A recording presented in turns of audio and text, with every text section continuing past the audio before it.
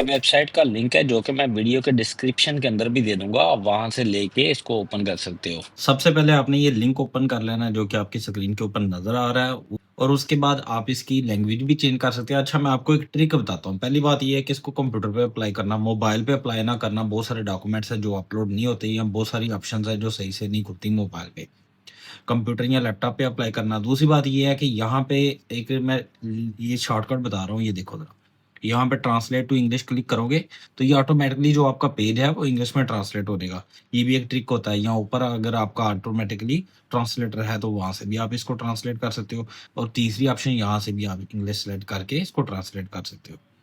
अच्छा, यहाँ पे इसको लॉगिन पे क्लिक करें। जैसा कि आपके पास अभी ना अकाउंट है, आप बिल्कुल न्यू हो, आपने कुछ भी नहीं किया हुआ, तो आप इसका अकाउंट क्रिएट करना चाह रहे हो। और उसके लिए सबसे पहले रजिस्टर करने के लिए आप अपना अकाउंट क्रिएट करना है, तो रजिस्टर पे आप क्लिक करोगे। यहाँ रजिस्टर के पेज पे पहुंच जाते हो। यहाँ पे आपने अपना नाम लिखना है। फॉर एग्जांपल मैं नाम लिख देता हूँ। यहाँ पे आपने अपना नाम लिखना है, यहाँ पे सरनेम लिखना है। फॉर एग्जांपल किसी बंदे का नाम है, मैं मिसाल के तौर पे दे रहा हूँ असलम अली। असलम अली उसका नाम है, तो जो उसका एंड पे नेम होता है अली, वो ऊपर लिखा होगा वो सरनेम होगा और असलम उसका नॉर्मल नेम होगा। यूज़र के अंदर आपने क्या करना है कि यूज़र के अंदर आपने अपनी ईमेल एड्रेस लगानी है, जो आप यूज़र से सेट करना चाह रहे हो। जो भी यूज़र आपने सेट करना है, उसमें ईमेल एड्रेस और पासवर्ड, जो आपने पासवर्ड सेट रखना चाह रहे हो या पासवर्ड रखना चाह रहे हो, वो पासवर्ड रख दीजिएगा। और उसके बाद ऑप्शन है पासवर्ड की। पासवर्ड आपने जो भी सेट करना है, आप अपनी मर्ज़ी का पासवर्ड सेट कर लीजिएगा। यहाँ पे ऑप्शन है कि नहीं, मिनिमम आपके जो लफ़्ज़ हैं, वो 14 होने चाहिए पासवर्ड के लिए, नंबर 1। नंबर 2, उसमें ऑप्शन उसने की है कि एक लफ़्ज़ जो है आप इस तरह कर लीजिएगा, बड़ा लिख लीजिएगा। मिसाल के तौर पे आपने, मैं कहता हूँ कि जी, फॉर एग्जांपल इंडिया, इंडिया का आई बड़ा, बांग्लादेश, बांग्लादेश का बी बड़ा, इस तरह करके आप कोई भी अपना जो भी पासवर्ड रखना है उसमें एक लफ्ज़ बड़ा कर लीजिएगा, बीच में एक नंबर ऐड कर लीजिएगा और आप बेहतर जानते हैं कि इसको पासवर्ड को किस तरह बनाना है। उसी आगे कन्फर्म पासवर्ड, वही पासवर्ड जो आपने बनाना है उसको कन्फर्म दोबारा लिख दीजिएगा। यहाँ पे जेंडर सेलेक्ट कीजिएगा, हाँ भाई मेल हो फीमेल हो, आप यानी कि लड़का हो लड़की हो। डेट ऑफ बर्थ कब पैदा हुए, नेशनैलिटी किस कंट्री से हो, यहाँ से आप सेलेक्ट कर लेना अपनी नेशनैलिटी। और उसके अलावा नंबर ऑफ ट्रैवल डॉक्यूमेंट, यहाँ पे आपने अपने पासपोर्ट का नंबर लगाना है, यहाँ पे आपने अपनी ईमेल एड्रेस लगानी है। ये सारा करने के बाद सबमिट पे क्लिक कर दीजिएगा।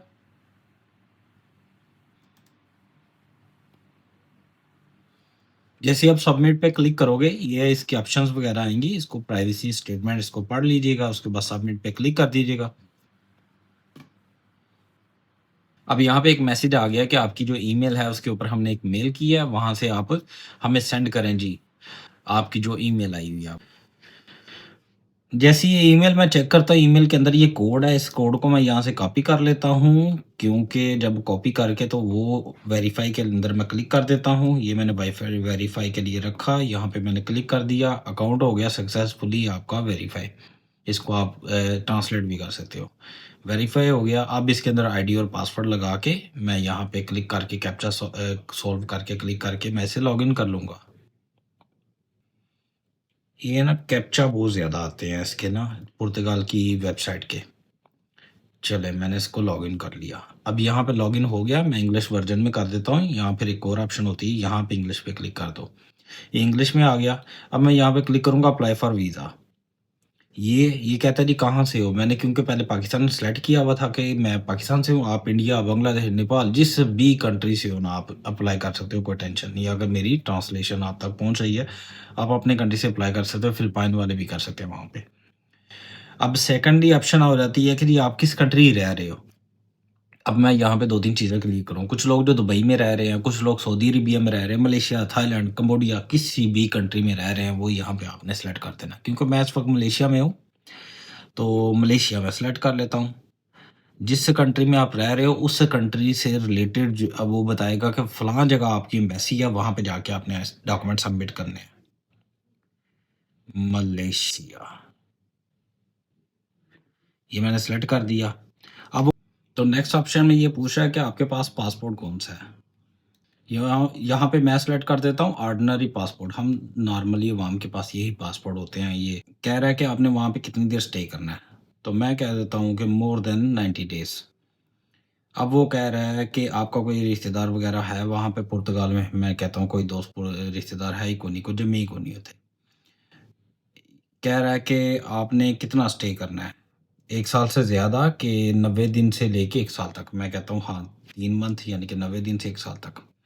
ये मैं सेलेक्ट कर दिया। अब वो कह रहा है कि वहाँ पे स्टे करने का पर्पज़ क्या है, मकसद क्या है? अब मैं कह देता हूँ कि यहाँ पे मैं सेलेक्ट कर देता हूँ फॉर एग्ज़ाम्पल वर्क, ठीक है जी। अब वो नेक्स्ट पूछ रहा है कि किस तरह का वर्क आप करना चाह रहे हो?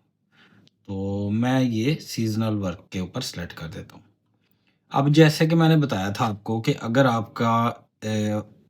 आपकी कंट्री के अंदर पुर्तगाल की एम्बेसी नहीं है, तो जिस कंट्री के अंदर पुर्तगाल की एम्बेसी होगी, वहाँ का वो एड्रेस दे देगा। क्योंकि मैंने कहा था मैं मलेशिया में रह रहा हूँ। इसका मतलब है मैंने मलेशिया से वीज़ा अप्लाई करना है। नेशनैलिटी मेरी कोई भी हो, ये देखा जाएगा कि मैं किस कंट्री के अंदर रह रहा हूँ, रेज़िडेंसी कहाँ की है। तो वो कह रहा है कि थाईलैंड के अंदर पुर्तगाल की जो एम्बेसी है, बैंकॉक के अंदर, वहाँ पे जाके आपको डॉक्यूमेंट सबमिट करने होंगे, ये देखें। ये आप सारा पढ़ सकते हो कि उसका तरीक़ाकार क्या है, कौन-कौन से डॉक्यूमेंट रिक्वायर्ड हैं, कितने दिन का टाइम है, ये है, वो है। आपके ये सारे रिक्वायर्ड डॉक्यूमेंट्स भी बता रहा है कि ये चीज़ें हमें चाहिए। चलें, हम यहाँ पे आगे चलते हैं।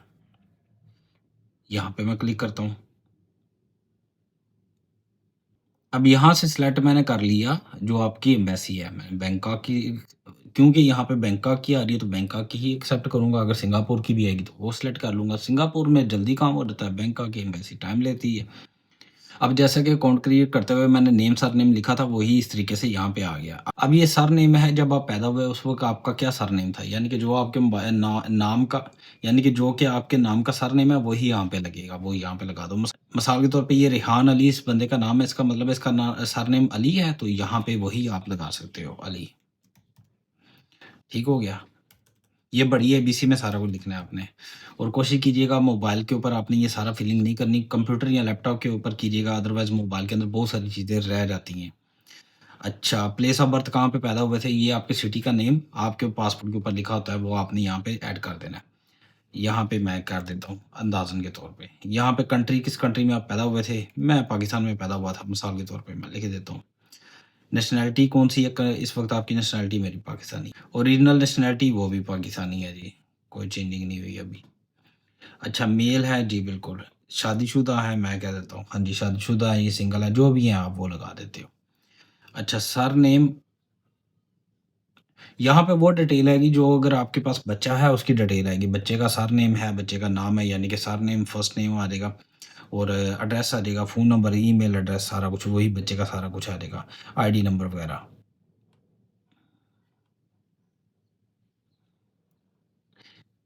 नेशनैलिटी वगैरह सारा कुछ बच्चे की डिटेल आ जाएगी। अब यहाँ पे 11 नंबर पे है आईडी नंबर, और यहाँ पे है आईडी नंबर। आईडी नंबर देखें, इसके आगे स्टार नहीं लगा हुआ, इस क्वेश्चन को आप छोड़ भी सकते हैं। जिस क्वेश्चन के ऊपर स्टार लगा होगा, जैसे ये मैं आपको दिखा देता हूँ, ये स्टार लगा हुआ है ना, तो इस तरह आपने जहाँ पे स्टार लगा होगा वो क्वेश्चन आपने लाज़िमन करना है, दूसरा आप छोड़ सकते हो।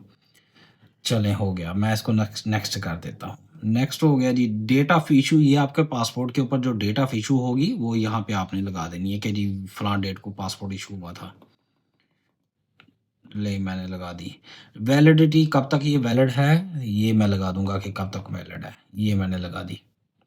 तो आपके पासपोर्ट एक्सपायर होने में 6 मंथ से ज़्यादा का टाइम होना चाहिए। मैं यही प्रेफ़र करूँगा, 1 साल से ज़्यादा का टाइम होना चाहिए, क्योंकि ये पुर्तगाल का जो वीज़ा है, इस तरह के जो वीज़े हैं, ये समटाइम 6 मंथ इनका प्रोसेस चला जाता है। तो इस वजह से आपके पासपोर्ट की एक्सपायरी डेट में टाइम होना चाहिए। तो कोशिश करें साल से ज़्यादा का लाज़िमन टाइम हो। अच्छा, इश्यू बाय कहाँ से इश्यू हुआ था? मैं तो पाकिस्तान में हूँ, तो मैं तो पाकिस्तानी हूँ, तो पाकिस्तान से ही इश्यू हुआ था ना, तो वो लगा दिया मैंने। अब यहाँ पे ये वो चीज़ नहीं देखनी है आपने, मिसाल के तौर पे आप मलेशिया में रह रहे हो और पाकिस्तानी हो, और आपने पासपोर्ट पाकिस्तान एम्बेसी से बनवाया जो कि मलेशिया के अंदर है, तो वो यहाँ पे आपने मलेशिया नहीं लिखना है, यहाँ पे पाकिस्तान ही लिखना है। यहाँ पे है जो फैमिली डाटा है, जो आपके फैमिली वगैरह मेंबर रह रहे हैं यूरोपियन कंट्रीज़ के अंदर, उनका डाटा है, तो मेरे तो कोई नहीं रह रहे, इसको मैं छोड़ देता हूँ। ये देखिए स्टार भी नहीं लगा हुआ, इसको छोड़ दिया मैंने। फैमिली रिलेशन विद, अगर वो रह रहे हैं तो उनके साथ आपका क्या रिलेशन है वो भी आपने देना है, वो भी नहीं रह रहे तो मैंने छोड़ दिया। यहाँ पे ईमेल एड्रेस आप कंफर्म कर लें कि यही ईमेल एड्रेस है या यही ईमेल एड्रेस आपने देनी है, वो भी हो गया। यहाँ पे एड्रेस है, आपने एड्रेस के ऊपर ये देखिए स्टार लगा हुआ है, तो आपने एड्रेस भी देना है इनको, कि अपना जो भी है जहाँ पे रह रहे हो वहाँ का एड्रेस देना है। यहाँ पे फ़ोन नंबर है, जो फ़ोन नंबर भी इम्पोर्टेंट है, जो आपका फ़ोन नंबर है वो यहाँ पे आप लगा सकते हो। अब 22 नंबर पे वो कह रहा है कि अगर आप अपने कंट्री के अलावा दूसरे कंट्री रह रहे हो, मिसाल के तौर पे मैं मलेशिया रह रहा हूँ, तो क्या वहाँ से मलेशिया वापस आने की आपके पास परमिशन है? मिसाल के तौर पे वो मैं वीज़ा ले लेता हूँ पुर्तगाल का, मैं पुर्तगाल चल जाता हूँ, वो मुझे एंट्री नहीं देते या पुर्तगाल से मेरा वीज़ा एक्सपायर होने से पहले मैं निकल आता हूँ, तो क्या मैं वापस इसी कंट्री वापस आ सकता हूँ? तो मैं कहता हूँ जी, बिल्कुल है। तो यहाँ पे मैं येस सेलेक्ट करूँगा कि हाँ, अगर परमिशन है तो कोशिश करें येस ही होना चाहिए। उसकी वजह ये है कि उनको पता होगा कि यार इस बंदे के पास ऑप्शन तो मौजूद है ना वापस आने की। तो बिल्कुल मेरा वीज़ा एक्सपायर होने में 6 मंथ से ज़्यादा का टाइम या 3 मंथ से ज़्यादा का टाइम है, इसका मतलब है मैं वापस आ सकता हूँ, चांसेस है मेरे वापस आने के। यानी कि जब आपने बताना है कि मेरा तब का प्लान है, उसके बाद 3 मंथ का तो टाइम हो 3 मंथ से ज़्यादा का टाइम आप 90 डेज़ से ज़्यादा का टाइम आपके पास होना चाहिए। इसका मतलब ये है कि आपका वीज़ा एक्सपायर होने से पहले आप वापस आ जाओगे, आपका ट्रैवल प्लान से लेके। रेज़िडेंट टाइटल ये जी मैं कह देता हूँ कि मलेशिया वर्क वीज़ा, मैं लिख देता हूँ, मलेशिया वर्क परमिट। जिस कंट्री से भी हो, जिस कंट्री का है आप लिख सकते हो। मैं कहता हूँ कि एक वो कहता है जी एक्सपायर कब होना है? मैं कह देता हूँ कि ये एक्सपायर होना है, वो कहता है एक्सपायर कब होना है, तो मैं कहता हूँ अगस्त 2026 में ये एक्सपायर होगा। अगर किसी के पास फॉर लाइफ वाला है तो वो यहाँ पे क्लिक कर सकता है फॉर लाइफ, मिसाल के तौर पे अगर आपके पास कोई टीआरसी है या पीआर है, टीआरसी टेम्परेरी रेजिडेंसी या पीआर परमानेंट रेजिडेंसी वगैरह, वो यहाँ पे भी क्लिक कर सकते हैं और एक्सप्लेन भी कर सकते हैं। अच्छा जी, नेक्स्ट के ऊपर मैंने क्लिक कर लिया। नेक्स्ट में आके उन्होंने कहा कि करंट ऑक्यूपेशन, आप इस वक़्त क्या काम कर रहे हो? तो मैं यहाँ पे लिख देता हूँ कोई भी है। मैं लिख देता हूँ कि मैं फार्मर हूँ। तो ये मैंने कंपनी का नाम भी लिख दिया। यानी कि आपकी जो कंपनी है उसका नाम होगा। कंपनी का एड्रेस भी मैंने लिख दिया जी, मैंने कंपनी का एड्रेस भी लिख दिया। अच्छा, जो आपकी कंपनी का नाम, एड्रेस वगैरह सारा कुछ वहाँ वो आपने अपने मुतल्लक जो ओरिजिनल है वो आपने लगाना है। ये कहता है पर्पज़ ऑफ ट्रैवल, वहाँ पे वर्क ही है और कुछ भी नहीं है, छोड़ दिया मैंने। Additional information on purpose of stay, इसको आप छोड़ भी सकते हो कि अगर आप क्योंकि इनका स्टार नहीं है। मेंबर ऑफ स्टेट, ये आपने डेस्टिनेशन जिस पे आपने जाना है, मिसाल के तौर पे अगर आप चाह रहे हो कि आपने पुर्तगाल जाना है, अगर आपको काम ना मिला या काम समझ में ना आया तो आप स्पेन या फ्रांस चल जाओगे, ये काम नहीं आपने करने भाई, एक ही कंट्री का बताना है कि मैं वहीं पे जा रहा हूँ। अगर आप यहाँ पे चेंज कर दोगे तो आपकी फ़ाइल डाउटफुल हो जाएगी, तो इसको आपने छोड़ देना है। Border of the first entrance, ये ही मैं करूँगा कि लिस्बन के अंदर, यानी कि पुर्तगाल के अंदर जो लिस्बन है, जो मेन इनका एयरपोर्ट है, मैं वो तो मैं पुर्तगाल ही करूँगा कि मैं फर्स्ट पुर्तगाल में ही जाऊँगा। यहाँ जैसे ही नेक्स्ट किया तो वो वही आ गया कि आप कौन सा काम करते हो, या फिर ये स्टूडेंट हो या फिर काम करते हो यहाँ पे, और यहाँ पे आपका अदारा है या फिर आपके जो कंपनी है उसका नाम आ जाएगा और यहाँ पे उसका एड्रेस आ जाएगा। और फिर ये वर्क के लिए जाना है, पुर्तगाल जाना है, यहाँ पे वैसे ही पुर्तगाल ही लिखना है और कोई डेस्टिनेशन नहीं लिखनी है, कोई मंज़र और नहीं लिखनी। और यहाँ पे 26 और यहाँ पे भी ऐसे ही पुर्तगाल ही लिखना है और यहाँ पे आपने नेक्स्ट पे क्लिक कर देना है। नंबर ऑफ़ एंट्रीज़ मल्टीपल है, सिंगल है, आप मल्टीपल के अलावा वो चेंज नहीं हो सकता, तो इसको ऐसे ही रहने दें। तो ड्यूरेशन ऑफ स्टे, आपने वहाँ पे कितना स्टे करना है, तो ये जी मैं 120 डेज़ लिख देता हूँ कि क्योंकि अगर ड्यूरेशन ऑफ स्टे मैंने 120 डेज़ लिख दिया क्योंकि इतना इतना ही वीज़ा मिल जाता है नॉर्मली। तो कह रहा है कि जी किस डेट, तो यहाँ पे पूछा है किस डेट को आपने पुर्तगाल जाना है, तो मैं यहाँ पे सेलेक्ट कर देता हूँ, मैं आफ्टर 3-4 मंथ बाद की सेलेक्ट करूँगा। ये चीज़ का बड़ा ख्याल रखना। अभी फॉर एग्ज़ाम्पल जब मैं वीडियो का ये पार्ट शूट कर रहा हूँ 2026, मैं लिख देता हूँ कि मैं आज से मैं जनवरी को जाऊँगा। 2026 मंथ आ जाता है जी 01 और फिर डे आ जाता है 03, इस डेट को मैं जाऊँगा। वो ऑटोमेटिकली वो सेट कर देगा कि उस डेट से लेके उस डेट तक आपको कितना ही टाइम देना है। वो उसने डेट मैंने आपको बताया था कि मैंने जैसे ही यहाँ पे 90 डेज़ अगर आप सेलेक्ट करते हो तो वो एक्सेप्ट नहीं करेगा इसको, तो इसलिए मैंने 120 डेज़ कर दिया, उसने ऑटोमेटिकली यहाँ पे बना दिया। ये आप चेंज नहीं कर सकते डेट, जो भी आपने डेट लिखनी है उससे आगे कितना देना है वीज़ा वो खुद ही डिसाइड कर लेगा। तो अराउंड अबाउट 4 मंथ का मिल जाता है एवरेज।